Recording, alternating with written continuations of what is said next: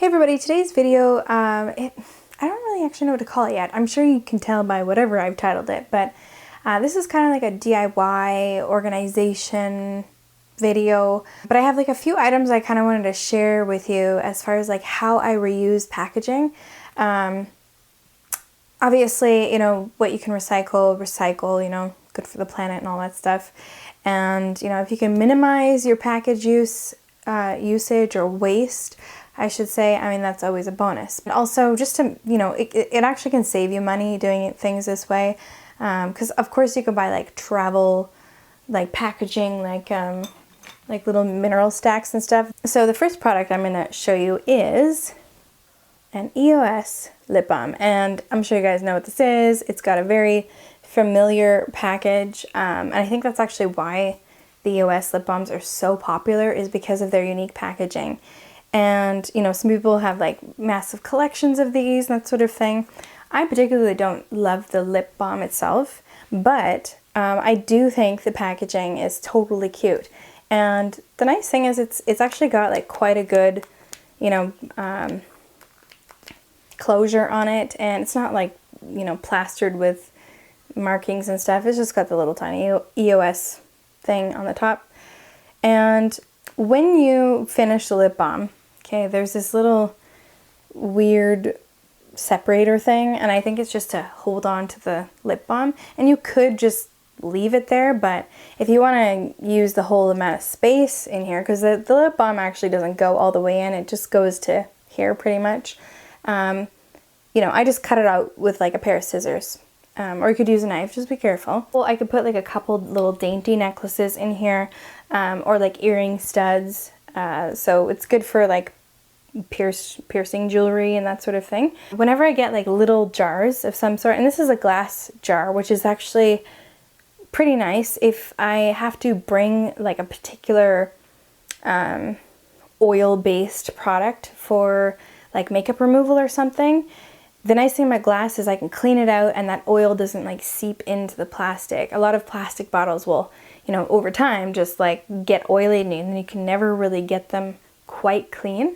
So speaking on the makeup artist front, when you work on film sets, if you have to do touch-ups, it's kind of not recommended that you have open palettes.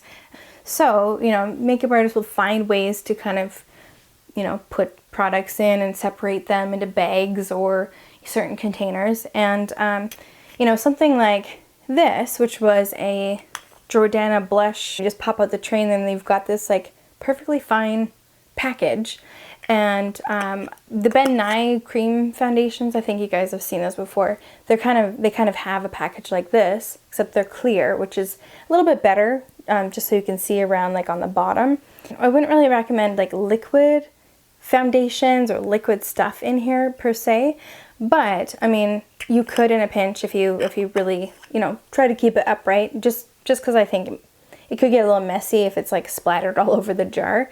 Yeah, it's a great way to reuse something. And even though this has a label on it, you can just put like a little sticker over top and write your actor's name or model's name on it.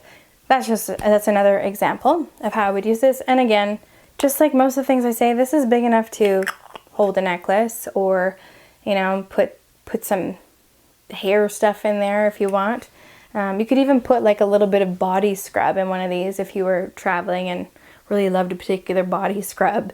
And yeah, so there's another use. Sometimes I have to buy Visine, and most of you know Visine's not a cruelty-free brand, but I can't find a local alternative for eye drops. So this is something that I kind of make a compromise with. However, when I've finished using a Visine bottle, I always find a way to reuse it. This is my own personal liquid foundation, and this is what I like to bring when I'm traveling somewhere, because really that's a lot of foundation for, you know, a week, or even like well, it depends how much foundation you use, I should say, but for me this is definitely good enough for a month if I'm using makeup regularly. And yeah, I mean, this is so easy to fill up, really. This little kind of pop top thing. Now this is mine, so I don't mind touching the top, but this actually, if I if I can pop this out, actually has like a little separator, and then you got your little jar opening. So if you have like a small funnel, that's how I would fill this up. Or even if you have a foundation that's got like a squeeze tube, it's pretty easy to squirt it into the container. But as long as the foundation is not super thick, it will come through the hole. If you are putting a really thick liquid foundation in here, you might find it hard to squeeze it out of the tip. So you can either like snip the tip a bit so it has a wider opening, or just don't put like a super duper thick product in here. You don't have to use foundation. I just think it's a great way to transport a liquid foundation without bringing like your big glass bottle or, you know, just a big clunky thing. But you can also put like eye makeup remover or something else that you need to, you know, you want to take with you for travel, and at least have like a really light transportable package. And it makes me feel a little less bad about buying Visine. So of course, let me know if you like these ideas or if you've done something similar. I would love to hear your kind of space-saving, reusable packaging ideas. And yeah, so I hope you enjoyed. Until next time, stay beautiful. Bye. Want more beauty in your life or makeup business? Head on over to Beautynewbie.com for your beauty fix.